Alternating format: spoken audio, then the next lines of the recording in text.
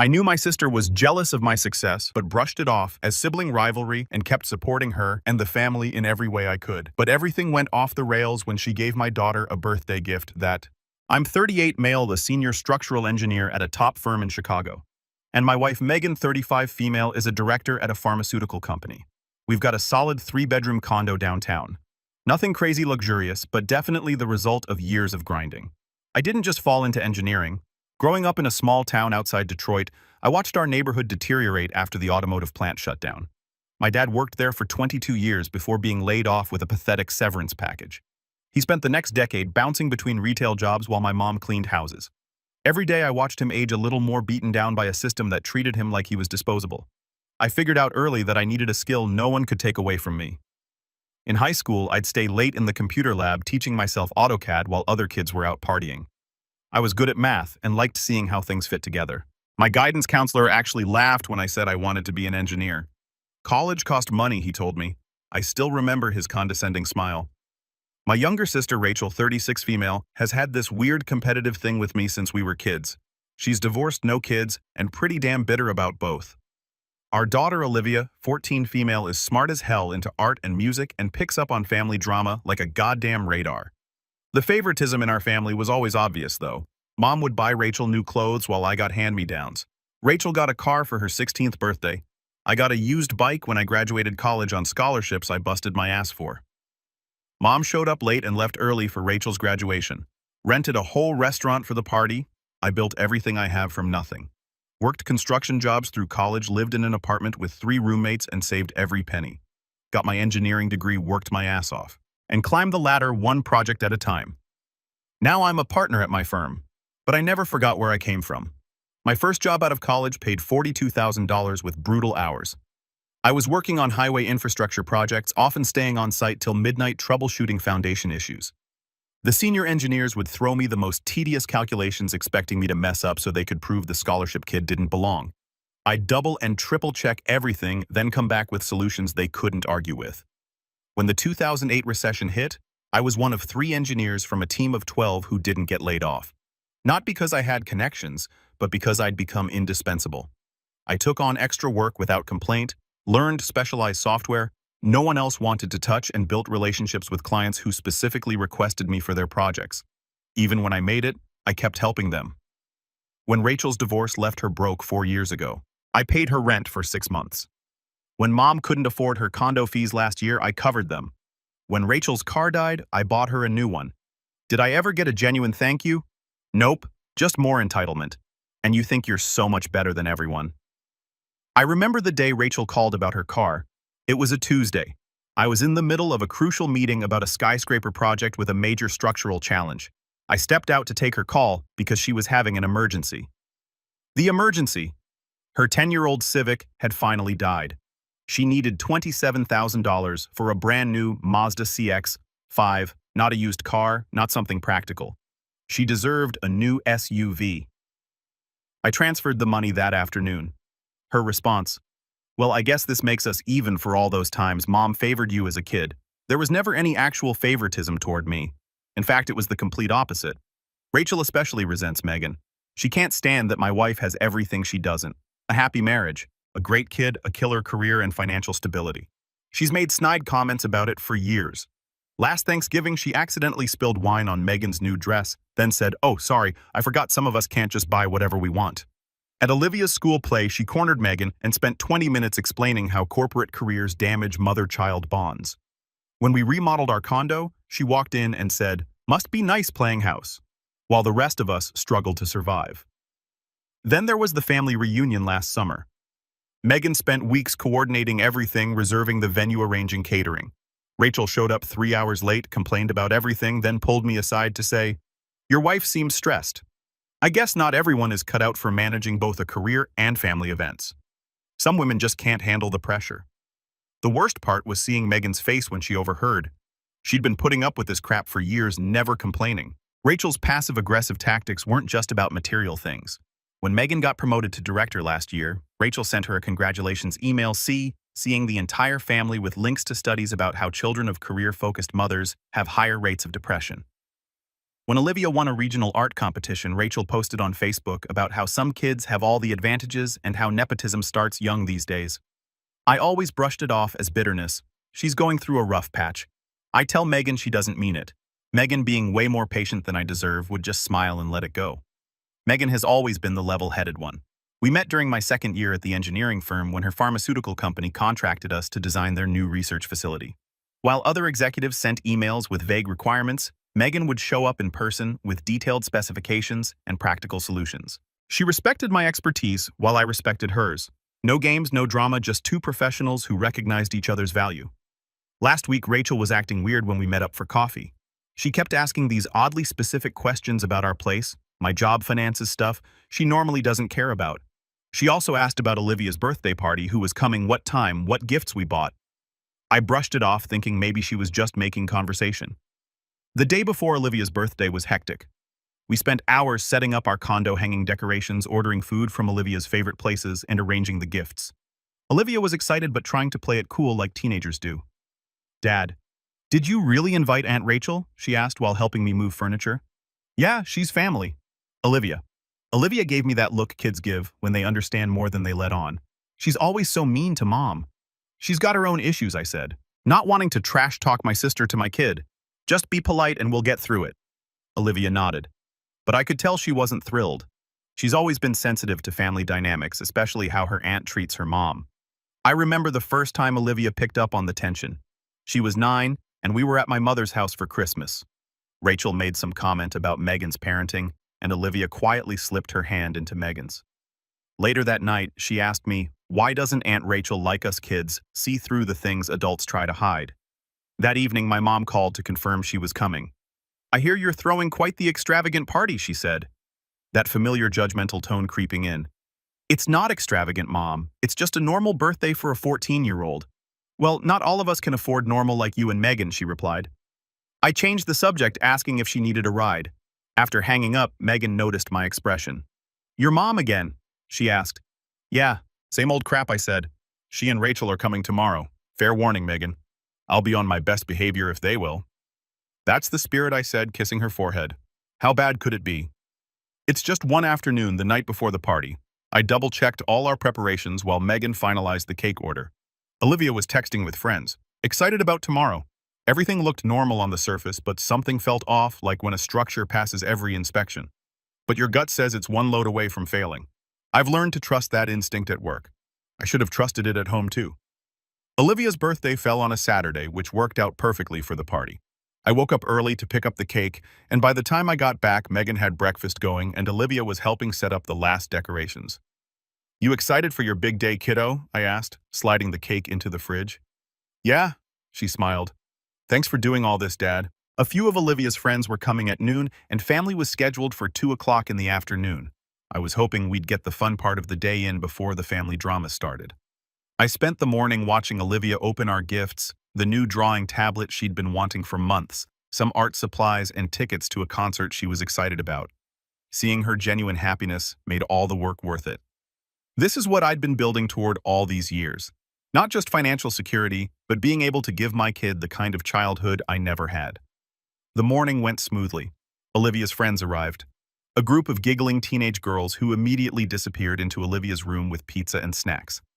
Around 1:30, they emerged to hang out in the living room just as we were setting up for the family portion. At exactly 2 o'clock in the afternoon, the doorbell rang.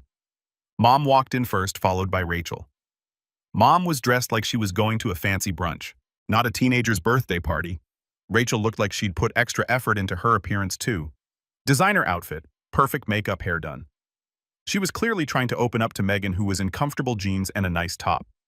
"Happy birthday to my favorite granddaughter," Mom announced, as if she had other grandchildren to compare Olivia to. She handed Olivia an envelope that probably contained a check for exactly $50, same as every year. Rachel's greeting was stiff. "Happy birthday, Olivia." She glanced around our condo with that familiar look of assessment and judgment. One of Olivia's friends whispered something and the girls giggled. Rachel shot them an irritated look. "Your place looks cozy," Rachel said to Megan in that tone that suggested our 18,800-foot Chicago condo was somehow inadequate. "Still haven't redecorated the kitchen." "Haven't needed to," Megan replied smoothly. It works perfectly for us. I noticed Rachel studying our living room, eyes lingering on the new furniture we bought last month. I could practically see her calculating the cost in her head. This was her usual MO, mentally inventorying our possessions, looking for evidence of our excessive lifestyle that she could complain about later. We moved to the living room where Olivia's friends were gathered around her. After some awkward small talk, it was time for cake and presents. We cut the cake and then Olivia started opening gifts from her friends. Then Rachel stepped forward with a small, beautifully wrapped box. "This is from me and Grandma," she said with a strange eagerness in her voice. "We picked it out, especially for you." As Olivia reached for it, some instinct made me ask, "Where'd you get that?" "Rachel?" She looked surprised at my question. "From a boutique downtown." Why I shrugged, not wanting to create tension in front of Olivia's friends. Olivia carefully untied the ribbon and opened the silver wrapping paper, revealing a small jewelry box. "Oh, it's so pretty," she said, examining the box before opening it. Inside was a silver bracelet with small charms. It looked harmless enough. "It's beautiful," Olivia exclaimed, holding it up. "Thanks, Aunt Rachel and Grandma." She slipped it onto her wrist. And that's when everything went to hell. 1 second. Olivia was smiling, admiring the bracelet. The next, her expression completely changed. Her eyes went wide, pupils dilating rapidly, her hands started shaking.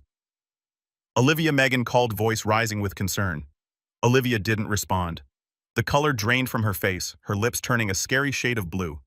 Then her entire body went rigid, and a series of small rapid pulses of light emitted from one of the bracelet's charms, almost imperceptible unless you were looking directly at it. Suddenly, Olivia's body began to convulse violently. Megan screamed, rushing to her. Olivia collapsed to the floor, her body seizing uncontrollably. Megan tried to hold her, protect her head, while I fumbled for my phone to call 911. "My daughter is having a seizure," I told the dispatcher, trying to stay calm. "We need an ambulance now." While talking to the dispatcher, I was mentally cataloging Olivia's symptoms with the systematic approach I use for structural emergencies. Seizure duration approximately 45 seconds and counting. Breathing labored but present, color returning slightly but still pale. I knew from first aid training that timing the seizure was critical information for the medical team. Olivia's friends were screaming, backing away in terror. One of them tried to help Megan stabilize Olivia's head. But what I'll never forget, what still makes my blood boil, is what happened next.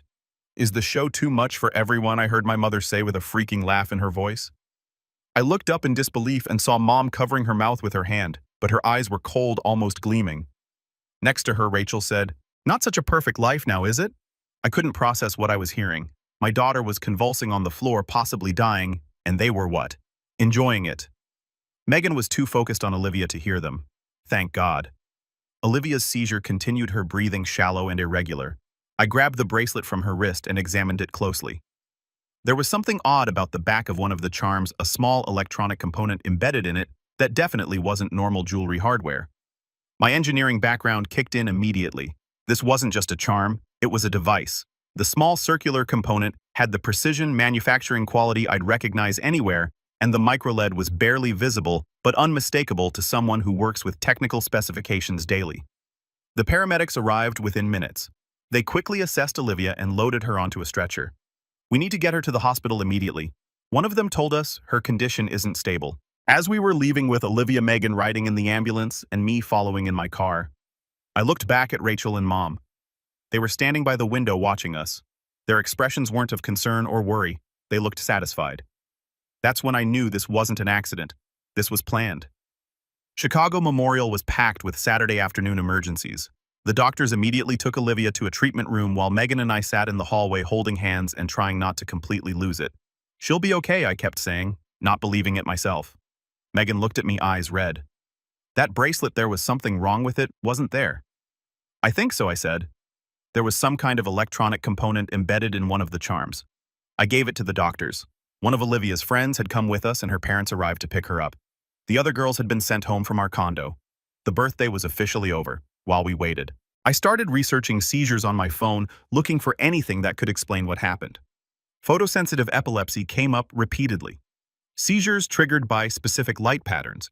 The pulsing from that charm suddenly made horrifying sense. Looking at medical websites, I learned that certain frequencies of flashing lights between 5 to 30 flashes per second can trigger seizures in susceptible individuals. That bracelet had been designed to hit exactly that frequency range. About an hour later, Rachel and Mom showed up. They seemed oddly calm for people whose niece and granddaughter had just been rushed to the hospital. "How is she?" Rachel asked, her concern obviously forced. "The doctors are examining her," I replied coldly. When Rachel tried to sit next to Megan, I stepped between them. "Keep your distance." "Excuse me?" Rachel acted surprised. "We're family. We're worried about her." "David?" "What's wrong with you?" Mom chimed in. "We're here because we care about Olivia." Megan stood up, rage in her eyes. "Really? Is that why you were laughing when my daughter collapsed on our floor?" "I wasn't laughing," Rachel protested. "I was in shock." The treatment room door opened and a doctor emerged, his expression serious as he approached us. "Your daughter is stable now. She had an epileptic seizure, but we've controlled it with medication. We're doing a CT scan and blood tests." "Epilepsy?" I asked. "She's never had any signs of that before." The doctor nodded. "That's why we're investigating what triggered it. We're also examining the bracelet you gave us." I noticed Rachel take a step back. Mom's eyes widened, examining it. "Why?" Mom asked, her voice suddenly shaky. The doctor turned to her. "And you are—" "Her grandmother," Mom replied stiffly. "Mr. David mentioned the seizure occurred immediately after your daughter touched this bracelet. Our preliminary examination shows something unusual about it." The doctor then spoke quietly to me and Megan. "We've called in one of our biomedical engineers to look at the device more closely. The hospital's legal team has also been notified, as this may involve intentional harm." I wasn't surprised. In engineering, we have a saying: once is an accident, twice is coincidence, 3 times as a pattern. And the pattern here was becoming clearer by the minute. 2 hours later, the doctor returned with Olivia's test results, his expression even more serious. "We found abnormal brainwave patterns typical of a photosensitive epileptic seizure, but no structural abnormalities in your daughter's brain," he explained. "Meaning?" I asked. "Something induced the seizure," he said carefully. Our electronics technician examined the bracelet. There's a microstrobe device embedded in one of the charms that emits rapid pulses of light at frequencies known to trigger seizures in photosensitive individuals. It activated when the bracelet was moved in a certain way. The reality of what he was saying hit us like a truck. "Are you saying someone intentionally tried to hurt our daughter?" Megan's voice shook. The doctor's face hardened. "This device couldn't have been created by accident. I've contacted the police. Investigators will be here shortly." As he left, his final words hung in the air. I looked at Rachel and Mom sitting across the waiting room. Rachel was on her phone, seemingly unconcerned. Mom was flipping through a magazine.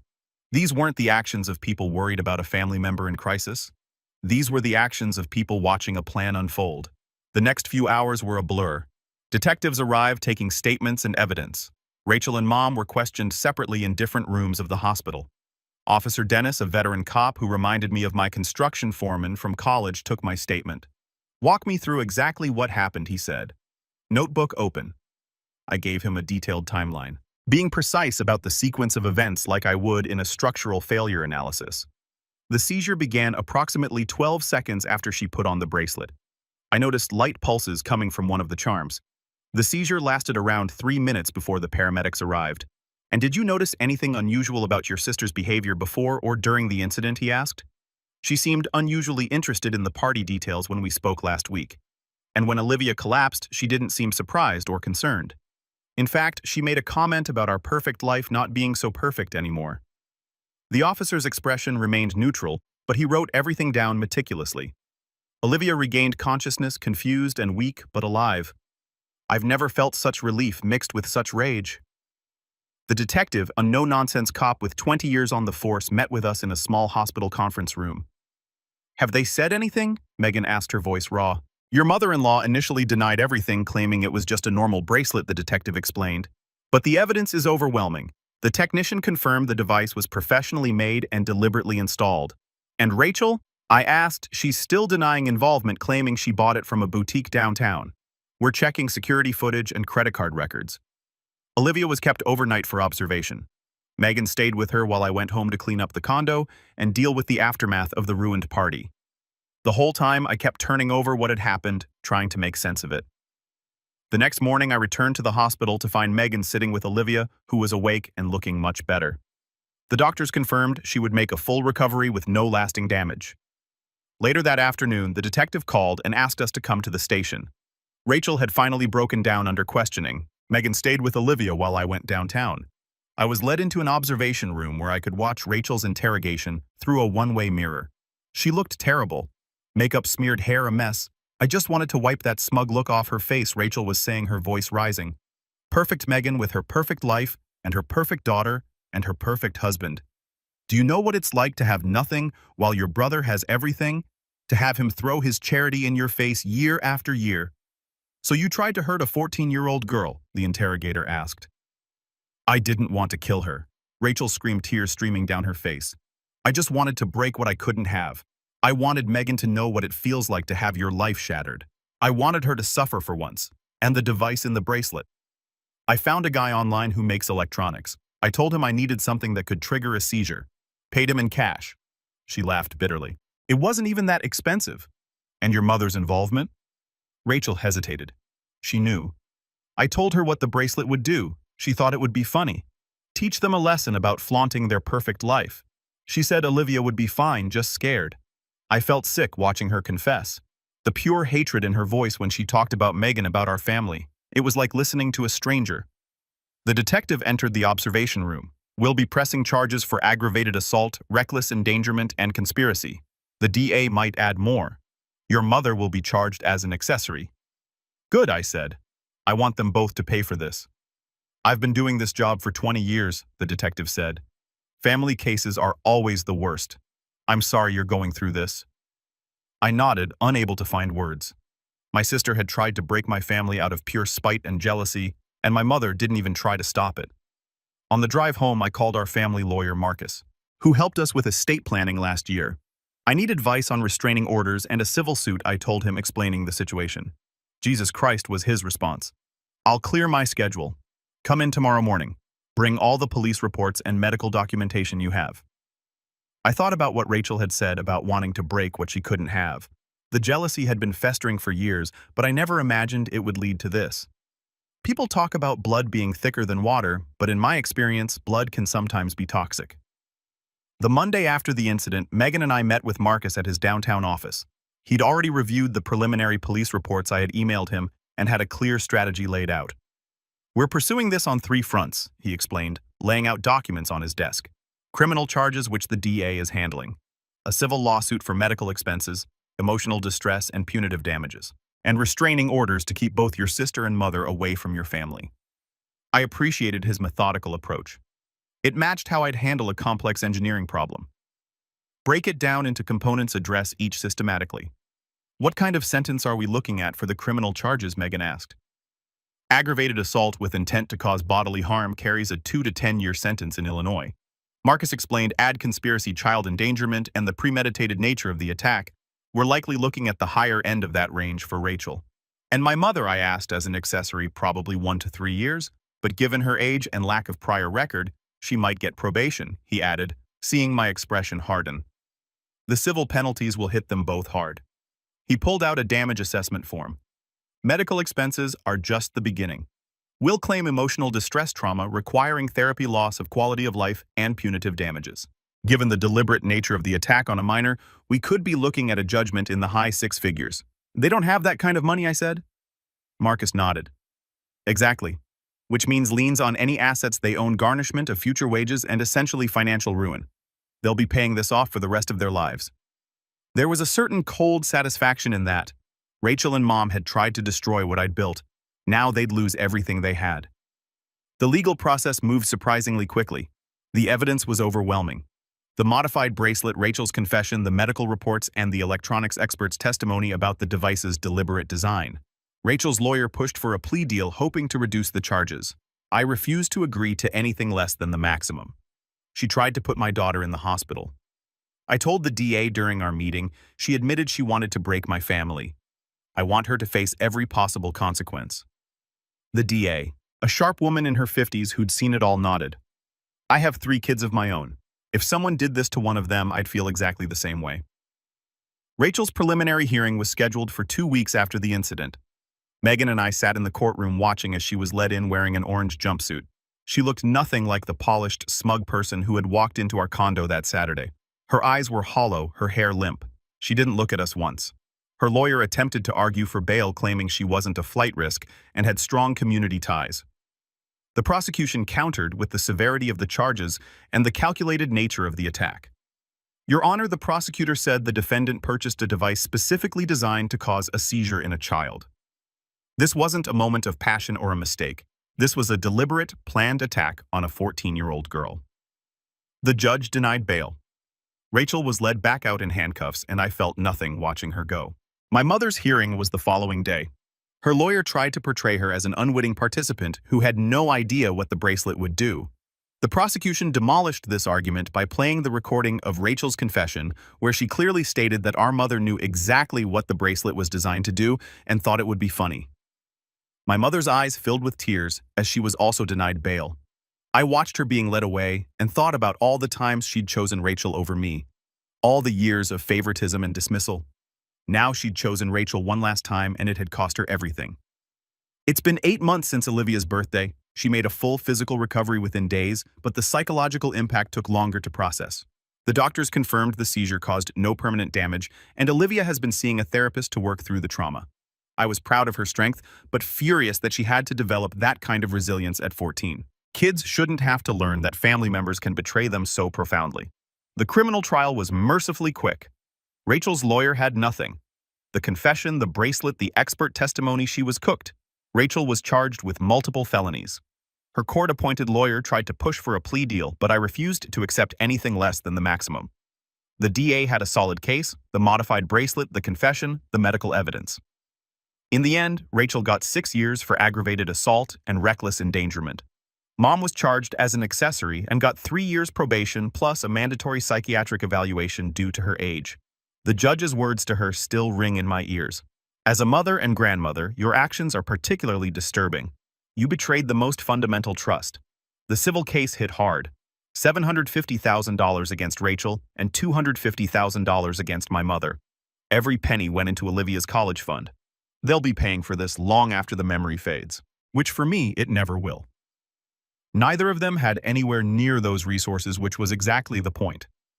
I wanted consequences that would follow them for decades, just as the memory of watching my daughter collapse would follow me. The financial fallout was immediate. I cut them both off completely. No more support, no more bailouts, nothing. Mom's condo association foreclosed when she couldn't make the payments without my help. She had to sell most of her possessions and move into a subsidized senior apartment. Rachel's apartment was likewise repossessed, her belongings sold to pay legal fees. The court ordered that all Rachel's future earnings be garnished at 25% until the judgment was paid off. Given the felony conviction, her employment prospects were bleak. For someone who had always been obsessed with status and appearance, this financial ruin was its own form of justice. But the money wasn't enough. We weren't taking any chances. We also secured permanent restraining orders against both of them. They can't come within 500 feet of our home, Olivia's school, or our workplaces. They're barred from contacting us by phone, email, social media, or through third parties. Any violation means immediate jail time for Rachel after her release, or immediate incarceration for my mother. I had our locks changed, upgraded our security system, and made sure Olivia's school knew exactly who was and wasn't allowed to pick her up. I've never been paranoid, but when someone in your family tries to hurt your kid, you take every precaution. 2 months after the sentencing, Mom showed up at our building. The doorman called up and I went down to meet her in the lobby. I didn't invite her upstairs. "David, please," she begged, looking older and smaller than I remembered. "I made a terrible mistake. I need your help," with what I asked coldly. "I can't live on Social Security alone, and Rachel needs commissary money. The conditions in there are, I cut her off." "Not my problem. Not anymore. She's your sister," Mom said, her voice cracking. "I'm your mother. You should have thought about that before you helped her try to hurt my daughter. You knew exactly what you were doing. You watched my daughter collapse and you laughed. David, we're done. Don't come here again." I turned to the doorman. "She's not welcome in this building ever." I walked away without looking back. In my pocket, my phone buzzed with a text from Megan. "Everything okay?" I texted back. "All good, taking out the trash."